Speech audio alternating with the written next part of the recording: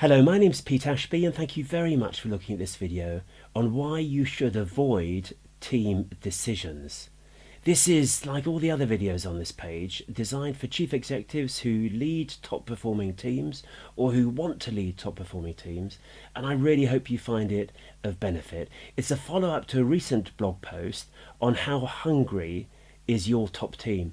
I had some really interesting feedback and follow-up discussion with a number of CEOs around that. And one said to me a few days ago, they thought it would be good to put these ideas in a video, but they said, look, Pete, do us a favour, keep the word count down a bit. You can get rather carried away. So I've limited myself to 6 propositions. I want to rattle through them, and I really hope you find them of benefit. And this is proposition number 1. It is a mistake to see yourself managing a decision-making process. Now, to me, this is the breakthrough proposition. If you go with this, I suspect you'll go with those that follow. It took me years to get there on this because I think the traditional management or leadership theory as a chief executive needs skills in taking a team through a decision-making process. And here I am saying, hey guys, that's a mistake. Now, when I coach chief execs, I often spend a bit of time with them, sitting in on their team meetings. So I've watched quite a lot of exec team meetings over the years. And most team meetings are decision-making processes, and the CEO takes you through an agenda. And often the agenda, indeed when they land for their first meeting as CEO, the agenda is presented to them. The machine, the process, the heart of the organisation generates these agendas, and the items are there, and the CEO takes you through it. And that's how it is. And 3 weeks ago, I remember being with a chief exec at a meeting of hers, and there were 3 moments when people were just beginning to get into difficult stuff. And she said, hey, she said, we've got to be careful. We're getting into it. Pause, silence, back off, onto the decisions. And on the way out at the end of the meeting, she said to me, well, she said, we took every decision we were meant to take. And I said, I know, but how much difficult stuff did you sort out? Because I'm not sure you sorted out much at all. And I really, really do believe that if you cross this threshold with me for a minute, you'll see what it can make possible. But you need to think that you are not there to manage a decision-making process. Let me go on to proposition number 2. As many decisions as possible need to be made outside of team meetings. Now, I specialise mainly in working with CEOs who want top-performing teams, who want entrepreneurial teams, who pay good money for exec directors to get on and make things happen, to be hungry for the team to achieve.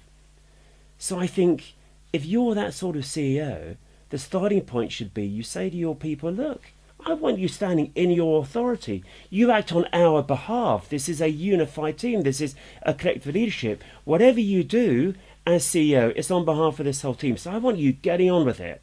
Absolutely do not bring to us an issue going through the motions, pretending that we are owning it when we're doing what you expected us to do. It's a waste of our time. Go for it.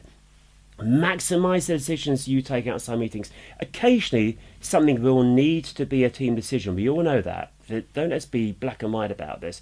But most decisions that come to you as exec teams do not need to come to you. In a fully empowered team, people could get on with it. Often there's a culture of people wanting to be in on it, covering their backs, needing to know. These are low trust behaviours. In a high trust, high performing entrepreneurial team, let them go for it and take decisions outside of meetings. Proposition number 2 that was, and that makes possible proposition number 3, which is this. You can now clear the decks for the most difficult stuff to come before team meetings. Instead of you as CEO saying, oh, I'm sorry guys, we're getting into it, back off. You can say, we are getting into it. Thank God we're getting into it because this is the stuff we need to be getting into. It does mean, however, that you need to control your agenda. You need selectivity, which is your judgment, your choice about what you give time to. But you're saying to your team, get on with running the business as much as you can, and I as CEO will be quite possessive over our time in these meetings that I lead, because I'm not leading you through a decision-making process. I'm leading you through a problem-solving process, a creative process.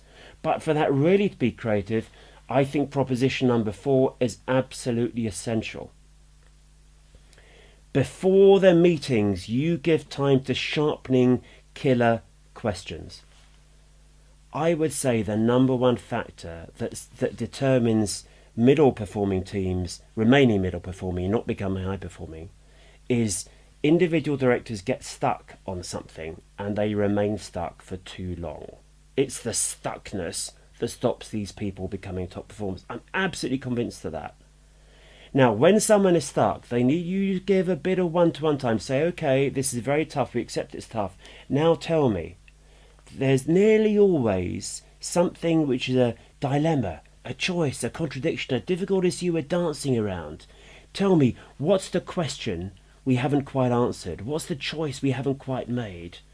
You know, what's the elephant in the room? Come on, let's tease it out. What's the really, if we crack that one, if we answer that one, what could make possible a resolution to this overall bit of stuckness?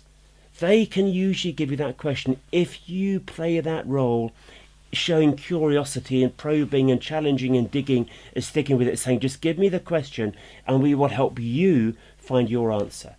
And then, instead of them bringing in the big killer agenda item, they are tabling the question that you're asking the team to help them answer.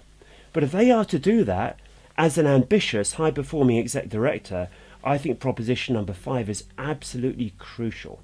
Any answer is tentative and the decision sits with the director.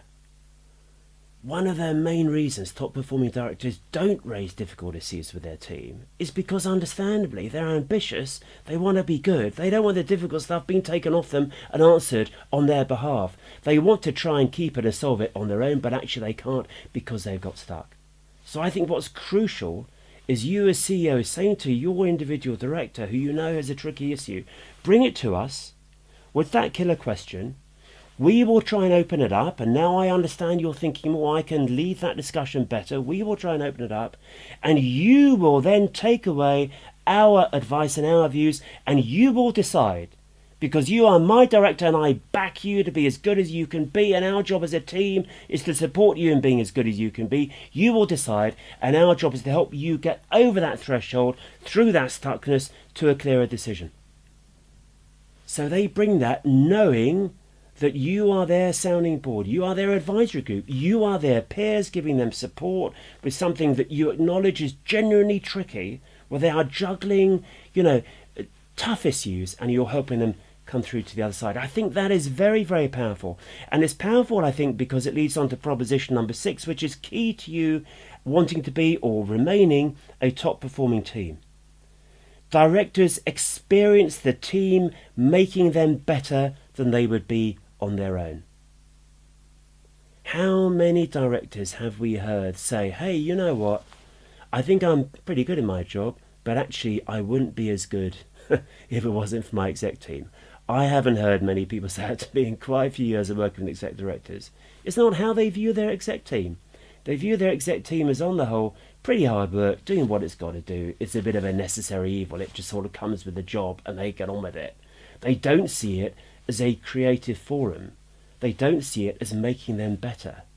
Think of a culture where you say to each of your directors, I need you to see this team as a team that you can bring tricky stuff to, and our job is to help you come out the other side. Our job is to enable you to be better than you would be without us. Just as you, when you look around this table, you define your role as being to support everyone else around this table being better than they would be without you and their colleagues being there as well. That's what the team is there for. The team is there to urge each other on to really achieve that level of excellence and standard setting in your own respective work, knowing that you are doing the business, you are taking those decisions in between meetings whenever you can, and you are keeping your meetings a special creative space for deep thinking, tough thinking on those areas where you as a business are grappling with your tricky strategic challenges. You need real trust and openness to achieve that. Directors need to trust that you're not trying to take those things off them and make them yours when they want to keep it their own. I now believe, and it took me years to come to this understanding, they need to be reassured by you as CEO that they can keep it as theirs. And you are backing them in getting that bit further and exercising their authority on your behalf as a top performing team. That's why I would say decisions often get in the way of performance, because too many teams over-own decisions. Let more ownership transfer to individual directors, and let the team own that shared problem-solving responsibility. With that mindset, there is no limit to what you can achieve as a top-performing team. That's why I think this is such a key issue for chief execs who absolutely want to be the best. And thank you very, very much for your time today. Thank you.